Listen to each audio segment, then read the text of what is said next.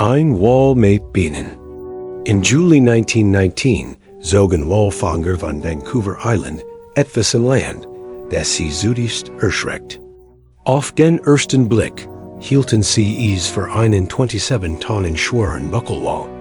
Dabei hierum hinsehen erkannten sie, dass sie anders war als alle anderen Wale. Sie hat Beinen, keine Flossen, keine Brustflossen, keine Schwanzflossen, sondern unwirkenbar Beinen. Zwei Stück, jedes aber einen Meter lang, am Kniegelenk verbunden, mit lederiger Haut an einem runden Stumpf in den, der einer menschlichen Faust hält. War dies ein Art Zungeauer, wie sie in der Bibel gelesen hatten? Ein BS-Omen? Ein Einspoltswesen aus grauer Versiet? Die schockierten Silut schrieben Brief an die weltweit führenden Whale-Experten in New York. Da selbst dies waren ratlos. Noch nie in der Geschichte hat jemand etwas Vergleichbares gesehen oder davon gehört. Bis ein Wissenschaftler namens Roy Chapman Andrews eine Idee hat. Was war, wenn dies kein Zufall, fragt sich, sondern etwas viel bewussteres war? Was war, wenn dies kein Zufall, sondern ein Überbleibsel aus einer längst vergangenen Zeit ren? Als Reptilien Diosin beherrschten, Wälder in der Arktis wachsen an Whale auf Firebienen jingen? Und nun, im Jahr 2025, hat ein Reheier Entdeckungen deutlich gemacht. Kennt tatsächlich etwas Wichtiges entdeckt haben. Ich bin James Stewart, und Sie sind Astrum Earth. Begleiten Sie mich auf dieser Reise in den Strudel der Erdgeschichte. Ren wir nach den bizarren Vorfahren der größten Gemmels bekannten. Lebewesen suchen an einem der rätselhaften Geheimnis der Evolution begegnen, dem laufenden Wal. Knochenrest. Whales sind, im wahrsten Sinn des Wortes, das große Rätsel der Erde. Sie wandern durch ganz Ozean, kommunisieren aber hundert von Kilometern, tauchen in Tiefen, die kein Licht erreicht, und leben so lange wie ein Mensch, und sogar noch länger. Wie lernt man ein solches Tier kennen, geschweige denn seine Herkunft? Der erste Hinweis verbirgt sich in seinem Körper, meisten aber seinen Teil seines Skeletts, seinen Flossen. Man kennt annehmen, es handelt sich lediglich Knorpelklumpen. Da was sich in Wirklichkeit darin verbirgt, ist viel ungewöhnlicher. 5 riesige Einzelfinger. So seltsam es auch klingen mag, Whale haben tatsächlich Hand, die in ihren Flossen verborgen sind, wie riesige fleischig offen Handschuhe. Sie hellen verbluffen dem Menschen, komplett komplexen Arm, Handgelenk und Fingernägeln. Dieses von Fingermuster wird Pentadactyly genannt und ist ein häufiges Merkmal von Tieren. Die sich nicht zum Schwimmen, sondern zum Gehen entwickelt haben. Wie Kuh, Pferd, Hund, Affen und natürlich auch Menschen. Noch seltsamer ist vielleicht ein Gruppe von Nacken, die frei schwimmen. Sie sind mit keinem anderen Nacken, Bändern oder Muskeln verbunden. Sie dienen weder der Bewegung noch der Stütz, sondern liegen einfach nur da. Es handelt sich dabei rudimenter Hüftnacken. Man kann sie sich als Überrest vorstellen, bei der Evolution vergessen hat zu entfernen. Einst erfüllten sie ein wichtige Funktion, doch mit die veränderten Bedingungen wurden sie überflüssig. Lich verhielt es sich mit unserem Stiebein. Unsere Vorfahren, die Primaten, hatten lange Schwanz, die in den Hafen auf kleinen Gesten Gas Gleichgewicht zu halten. Damit der Anpassung und das Leben am Boden endeten wir sie nicht mehr. So verschwanden unsere Schwanz im Lauf der Zeit. Der Nacken, in dem sie befestigt waren, blieb stetig erhalten. Denn ein kleiner Nacken am unteren Ende der Wirbelsäule beeinflusst die Brillbändchen kaum, weshalb die Evolution keinen Grund hat, ihn zu entfernen. Wenn das menschliche Stiebein also ein Überbleibsel eines Schwanzes ist, Dan duen die rudimentaren Hafnaken bei Whalen auf eins hin. Ein Zeit, Theo ar Langerzeit. Els Whale tatsklitsch Bein hatten. Schon Theo a Darwin bemerkten Frühwissenschaftler dies rudimentaren Merkmal. Sie wussten, das Whale-Skugetier wären, dass sie warmblutig wären, jungen Skugden, und nicht langen, nicht mit Themen, atmeten. Schien also logisch, dass man, wenn man white-chenig zurückchinch, Vorfahren der Whale finden kennt, die an Land lebten. Da Scharzentelling Gabis keinen einzigen Fossilien fand, der dies belegt. Basilosaurus, Dinosaurierwohl. Da dann, im Jahr 1831, begann sich das Rätsel nach einem Erdrutsch im Hinterland von Louisiana zu lassen. Tagelanger Starkregen auf dem trockenen Boden ließ einen ganzen Hang abbrechen.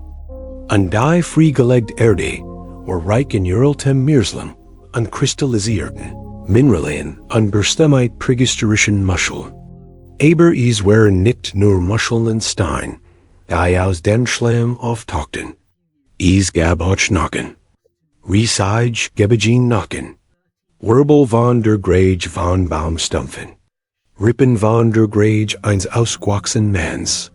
Ein Scarf Fleischrein Jane.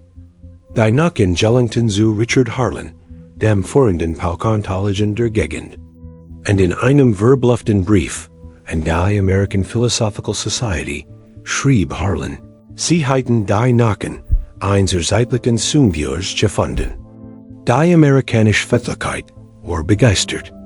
Und einige Jahre später strampten Scholestige nach New York, das 30 Meter lange Skelett desselben Wesens zu bestaunen.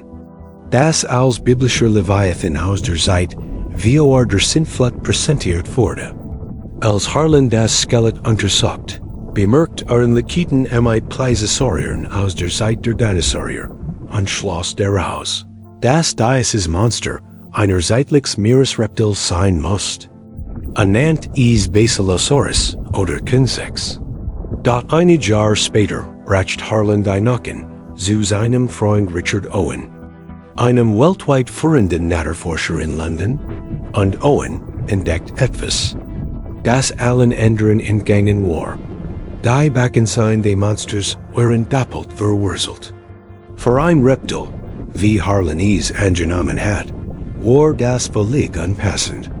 Es handelt sich nicht ein Reptil, schlussfolgert Owen, sondern ein zeitliches Skugetier von ungenten Ausmaßen.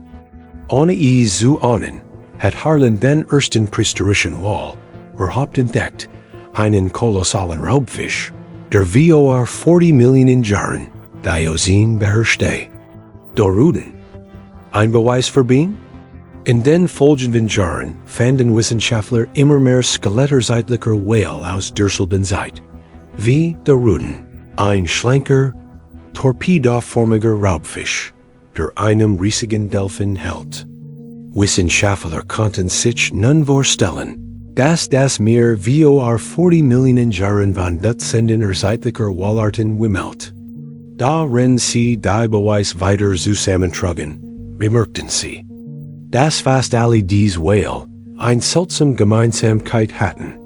Unterhalb des Hinterleibs sprossen klein, flossenartig Auswuchs, wie der Beginn winziger Hinterbein.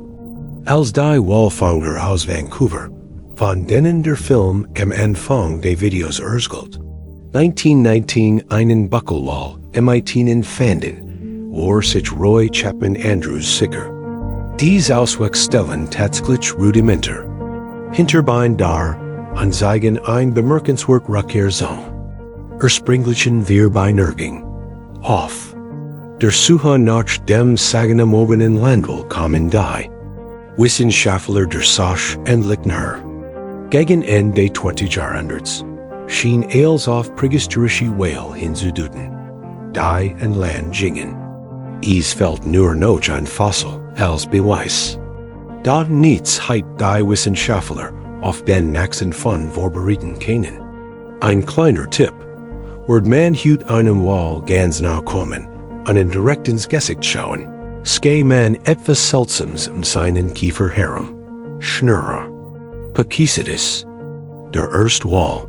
1978, errichtet in Faciliensammer der Universität Michigan das Suleiman-Gebirge in Pakistan. 100 Kilometer vom Meer entfernt und fast 1000 Meter über dem Meeresspiegel. Vor Millionen von Jahren bildeten dies Hochul. Aufregenden Berg das Ufer eines riesigen prähistorischen Ozeans, der Tethys. Unter der Leitung von Philipp Gingerich sagten sie nachzuzeitlichen Skugitieren und fanden nach Wochenlängen ausgebogen ein Nackenfragment, das sie noch nie zuvor gesehen hatten, einen sehr schönen Schädel. Sie erkannten, dass sie zu einem kleinen Tier gehört, das vor 50 Millionen Jahren lebt, und die Schädelform deutet auf ein Skugitier hin. Da sie hätten keine Ahnung, welches Tier es sich handelt. Selbst Gingerich, ein Spezialist für Skugitier-Paläontologie, war ratlos.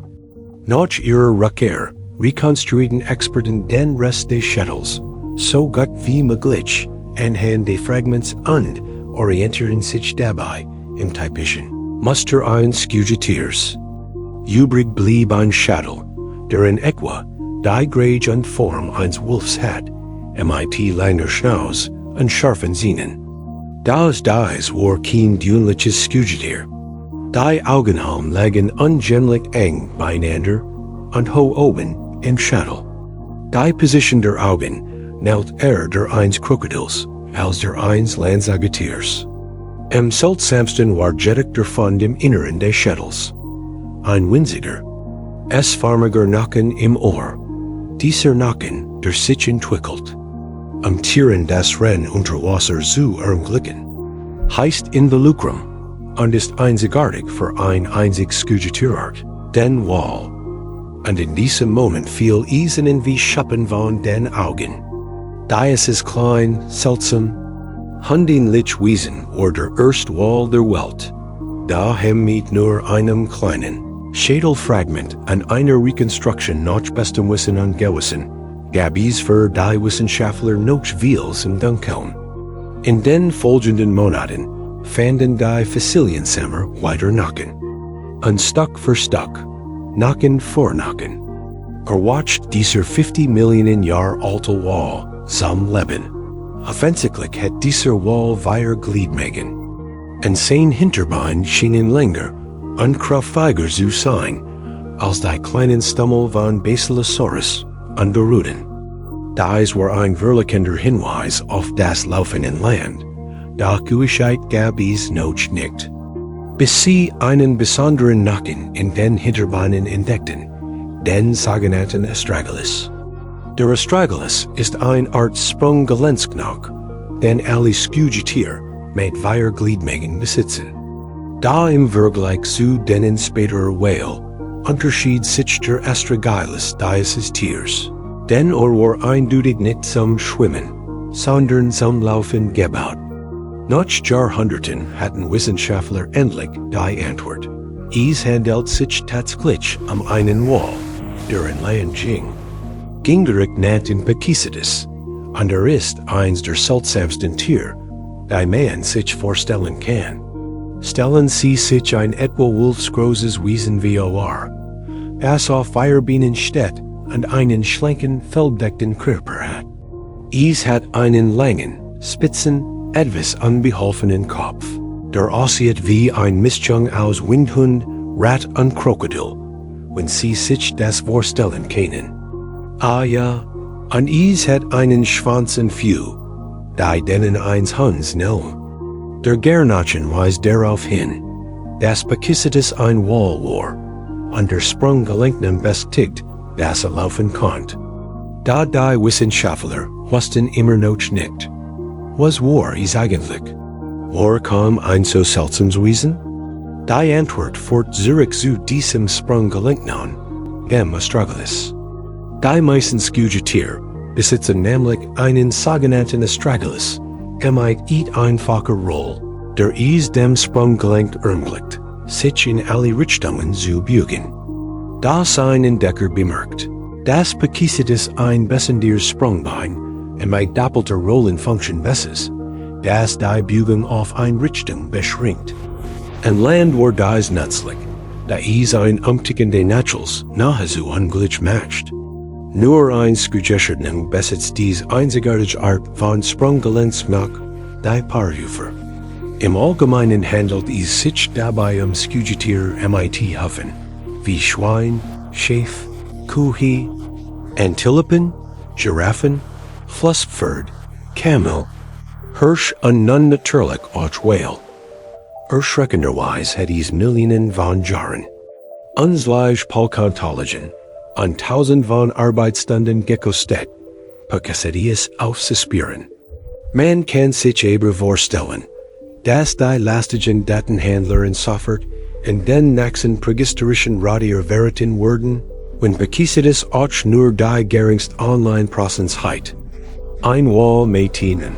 Im Juli 1919 zogen Walfänger von Vancouver Island etwas in Land, das sie zutiefst erschreckt. Auf den ersten Blick wirkt es wie ein 27 Tonnen schwerer Buckelwal. Dabei ihrem Hinsehen erkannten sie, dass sie anders war als alle anderen Wale. Sie hat Beinen, keine Flossen, keine Brustflossen oder Schwanzflossen, sondern unverkennbare Beinen. Zwei, jedes aber einen Meter lang, am Kniegelenk verbunden, mit lederartiger Haut, an einem runden stumpfen End, der einer menschlichen Faust näht. War dies ein Art zum Gehauer, wie sie es aus der Bibel kannten? Ein BS-Omen? Ein Einspolz-Wiesen aus grauer Versiet? Die schockierten Silut schrieben Brief an die weltweit führenden Whale-Experten in New York. Da selbst sie waren ratlos. Noch nie in der Geschichte hat jemand etwas Vergleichbares gesehen oder davon gehört. Bis ein Wissenschaftler namens Roy Chapman Andrews ein Idee hat.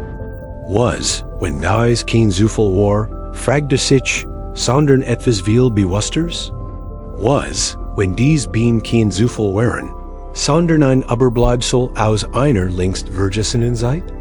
Als Reptilien Diosin beherrschten, Walder in der Arktis wachsen an Whale auf 4 Beinen jingen? Und jetzt, im Jahr 2025, matcht ein Reich neuer Entdeckungen deutlich. A Kink tatsächlich recht gehackt haben. Ich bin James Stewart, und Sie sind Astrum Earth. Begleiten Sie mich auf dieser Reise in den Strudel der Erdgeschichte. Auf der Suche nach den bizarren Vorfahren der größten jemals bekannten Lebewesens. Und begegnen Sie einem, der rätselhaften Geheimnis der Evolution, dem laufenden Wal. Whale sind, im wahrsten Sinn des Wortes, das große Rätsel der Erde. Sie wandern durch ganz Ozean, kommunisieren über 100 von Kilometern, tauchen in Tiefen, die kein Licht erreicht, und leben so lange wie ein Mensch, und sogar noch länger. Wie lernt man ein solches Tier kennen? Geschweige denn, wo es kommt? Der erste Hinweis ist in ihrem Krab verborgen, im meisten aber seinen Teil ihres Skeletts, ihren Flossen. Man kennt annehmen, es handelt sich lediglich Norpelklubben, da was sich in Wirklichkeit deren verbirgt, ist weitaus ungewöhnlicher. 5 riesige einzelne Finger. So seltsam es auch klingen mag, Whale besitzen tatsächlich Hand, die in ihren Flossen verborgen sind, wie riesige, fleischig offene Handschuhe. Sie hellen verbluffend dem Menschen, komplett mit komplexen Arm, Handgelenk und Fingernägeln. Dieses Fünf-Finger-Muster wird als Pentadactyly bezeichnet und ist ein häufiges Merkmal von Tieren, die sich nicht zum Schwimmen, sondern zum Gehen entwickelt haben. Wie Kuh, Pferd, Hund, Affen und natürlich auch Menschen. Noch seltsamer ist vielleicht ein Gruppe von Knochen, die frei schweben. Sie sind mit keinem anderen Knochen, Bändern oder Muskeln verbunden. Sie tragen weder zur Bügung noch zur Stützung bei, sondern sind einfach nur da. Es handelt sich dabei rudimenter Hufknochen. Man kann sie sich als Genteil vorstellen, die Evolution vergessen hat, lassen worden. Einst hatten sie ein wichtig Function. Da meinten an derten Bedingungen wurden sie beflüssig. Es ist wie mit unserem Stiebein. Unsere Vorfahren, die Primaten, hatten lange Schwanz, die in den Hafen, auf kleinen Geisten das Gleichgewicht zu halten. Da als wir uns in das Leben am Boden entpassen, brauchen wir sie nicht mehr. So verschwanden unsere Schwanz im Lauf der Zeit, aber der Knochen, in dem sie befestigt waren, blieb erhalten. Denn ein kleiner Knochen am unteren Ende der Wirbelsbüll einflusst die Wirbelschanzen kaum. Daher die Evolution keinen wirklichen Grund, ihn zu eliminieren. Wenn das menschliche Stiebein aber ein Überbleibsel eines Schwanzes ist, dann tun rudimentar Knochen bewählen auf eins hin. Ein Zeit vor länger Zeit, als wir tatsächlich Beinen hatten. Schon vor Darwin bemerkten Frühwissenschaftler dies rudimentaren Merkmal. Sie wussten, dass Whales schockierte waren, weil sie warmblutig waren, ihr Jungen skugten und mit Lungen, nicht mit Kiemen, hatmieten. Es lag also nahe, dass man, wenn man weitgehend zurückging, Vorfahren der Whale finden kennt, die an Land lebten. Doch Jahrzehntelang gab es keinen einzigen Fossilenfund, der dies belegt. Basilosaurus, Dinosaurier. Doch dann, im Jahr 1831, begann sich das Rätsel nach einem Urgrutsch im Hinterland von Louisiana zu lassen. Tagelanger Starkregen auf dem trockenen Boden ließ einen ganzen Hang abrutschen. Und die freigelegte Erde war reich in uraltem Meerslum und kristallisierten, mineralien und Bestimmtheit presterischen Muschel.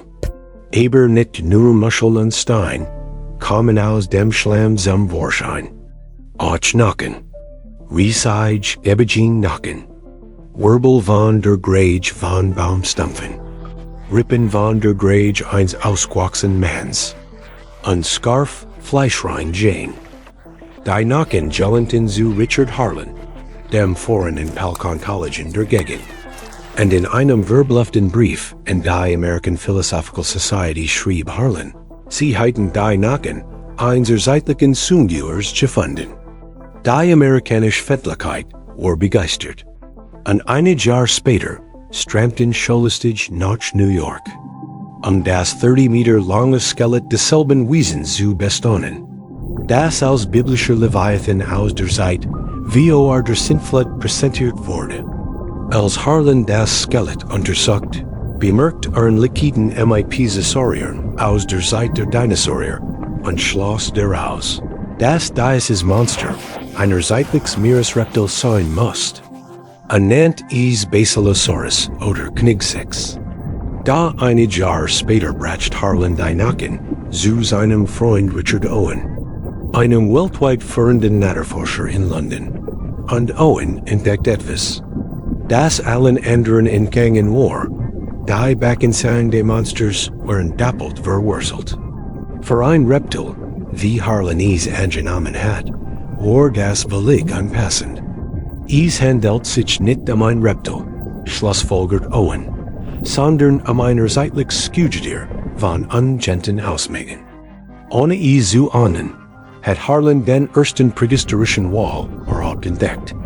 Einen kolossalen Raubfisch, der vor 40 Millionen Jahren die Ozeane beherrschte. Doruden. Ein Beweis für Beinen? In den folgenden Jahren fanden Wissenschaftler immer mehr skeletturzeitlicher Wale aus derselben Zeit, wie Doruden, ein schlanker, torpedoförmiger Raubfisch, der einem riesigen Delfin hält. Wissenschaftler konnten sich nun vorstellen, dass das Meer vor 40 Millionen Jahren von Dutzenden zeitlicher Walarten wimmelt. Da rennen sie die Beweis weiter zusammentrugen, bemerkten sie, dass fast alle diese Wale eine seltsame Gemeinsamkeit hatten. Unterhalb ihres Hinterleibs sprossen klein, flossenartig Auswuchs, wie der Beginn winziger Hinterbein. Als die Walfänger aus Vancouver, von denen der Film am Anfang des Videos erzählt, 1919 einen Buckelwall, MIT Beinen fanden. War sich Roy Chapman Andrews Sicker. Dies Ausweg stellen, tatsächlich Rudimenter. Hinterbein dar, anzeigen ein bemerkenswert Rückkehr zum ursprünglichen wir bei Nirging. Auf. Der Suche nach dem sagenumwobenen Landel kommen die Wissenschaftler der Sache endlich näher. Gegen Ende 20. Jahrhunderts schien als auf prähistorische Whale hinzuduten, die in Land gingen. Es fällt nur noch ein Fossil als Beweis. Da nützheit die Wissenschaftler auf den nächsten Fund vorbereiten können. Ein kleiner Tipp. Wird man hut einem Wall ganz nachkommen an dem direkten Gesicht schauen, ska man etwas Seltsames am seinen Kiefer herum. Schnurrar. Pakisitis. Der erste Wall. 1978 errichten Fossiliensammer der Universität Michigan das Suleiman-Gebirge in Pakistan. 100 Kilometer vom Meer entfernt und fast 1000 Meter über dem Meeresspiegel. Vor Millionen von Jahren bildeten dies hochaufragenden Berge das Ufer eines riesigen prähistorischen Ozeans, der Tiefes. Unter der Leitung von Philipp Gingerich suchten sie nach zeitlichen Skugitieren und fanden nach wochenlangen Ausgrabungen ein Nackenfragment, das sie noch nie zuvor gesehen hatten. Einen sehr großen Schädel. Sie erkannten, dass es zu einem kleinen Tier gehört, das vor 50 Millionen Jahren lebt, und die Schädelform deutet auf ein Skugitier hin. Da sie hatten keine Ahnung, an welches Tier es sich handelt. Selbst Gingerich, ein Spezialist für Skugitier-Paläontologie, war ratlos. Nach ihrer Rückkehr rekonstruierten Experten den Rest des Schädels, so gut wie möglich anhand des Fragments, und orientierten sich dabei im typischen Muster eines Skugitiers. Übrig blieb ein Schädel, der in etwa die Größe und Form eines Wolfs hat, mit langer Schaus und scharfen Zähnen. Das dies war kein gewöhnliches Skugitier. Die Augen lagen ungewöhnlich eng beieinander und hoch oben im Schädel. Die Position der Augen ähnelt eher der eines Krokodils als der eines Landsäugetiers. Am seltsamsten war jedoch der Fund im Inneren des Schädels. Ein winziger, S-förmiger Nacken im Ohr. Dieser Nacken, der sich entwickelt, um Tieren das Rennen unter Wasser zu ermöglichen, heißt Involucrum und ist einzigartig für ein einziges Skugitierart, den Wal.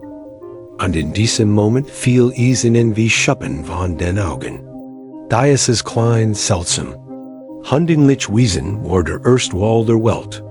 Da mit nur einem kleinen Schädelfragment an einer Rekonstruktion nach bestem Wissen und Gewissen gab es für die Wissenschaftler noch viel im Dunkeln. In den folgenden Monaten fanden die Fossiliensammer weiter Nacken. Und Stück für Stück, Nacken für Nacken, erwacht dieser 50 Millionen Jahre alte Wal zum Leben. Offensichtlich hat dieser Wal weiter Gliedmagen.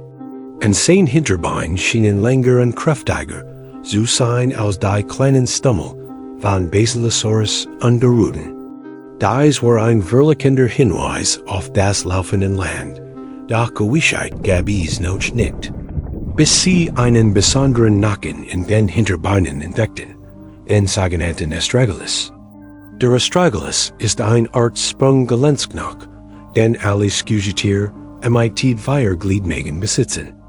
Da im Vergleich zu denen späterer Whale unterschied sich der Astragalus dieses Tiers, denn war eindeutig nicht zum Schwimmen, sondern zum Laufen gebaut. Nach Jahrhunderten hatten Wissenschaftler endlich die Antwort. Es handelt sich tatsächlich einen Wal, der in Land ging. Gingerich nennt ihn Pakisitis, und ist eins der seltsamsten Tiere, die man sich vorstellen kann. Stellen Sie sich ein etwa wolfsgroßes Wesen vor, das auf vier Beinen steht und einen schlanken, fellbedeckten Körper hat. Es hat einen langen, spitzen, etwas unbeholfenen Kopf, der aussieht wie ein Mischung aus Windhund, Rat und Krokodil, wenn sie sich das vorstellen können. Ah ja, und es hat einen Schwanz und Few, die denen eins Hans nennen. Der Gernachen weist darauf hin, dass Pakisitis ein Wall war, und der Sprunggelenk best tickt, dass laufen kann. Da die Wissenschaftler wussten immer noch nicht, was war es eigentlich? Woher kam ein so seltsames Wesen? Die Antwort fort Zurich zu diesem Sprunggelenk dem Astragalus. Die meisten Skugetier besitzen nämlich einen sogenannten Astragalus mit einfacher Rolle, der es dem Sprunggelenk ermöglicht, sich in alle Richtungen zu bügen. Da sein Entdecker bemerkt, dass Pakisitis ein besonderes Sprungbein eine doppelte Rollenfunktion besitzt, dass die Bügung auf eine Richtung beschränkt. An Land war dies von Vorteil, da es ein untickende Nachels nahezu ungleich matcht. Nur ein Skugesherdnung weist dies einzigartige Art von Sprunggelenk auf, die Parhufer. Im Allgemeinen handelt es sich dabei Skugetiere mit Hufen, wie Schwein, Schaf, Kuh, Antilopen, Giraffen, Flusspferd, Camel, Hirsch und nun natürlich auch Whale. Erschreckenderweise mag es Millionen von Jahren, uns leicht Palkontologen und Tausend von Arbeitsstunden gekostet haben, Pakisitis auszuspüren, aber man kann sich vorstellen, dass die lastigen Datenhändler sofort und den nächsten prähistorischen Radier verraten wurden. Wenn Pakisitis auch nur die geringste Online-Präsenz hat,